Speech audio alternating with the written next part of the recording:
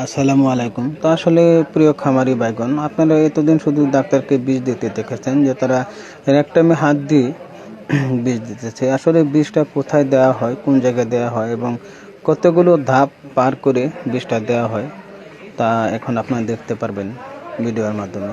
আসলে কিভাবে বিষটা দেওয়া হয় এবং একটা শুক্রাণু একটা সিমেন্টের মধ্যে প্রায় আপনার 30 থেকে 40 লক্ষ শুক্রাণু থাকে। এর মাঝে একটি শুক্রাণু শুধু আপনার লাগে একটি বাচ্চা কনসেপ্ট করার জন্য। তো আপনারা এই ভিডিওর মাধ্যমে দেখতে পারবেন যে আসলে বিষটা কোথায় দেওয়া হয়, কিভাবে দেওয়া হয়।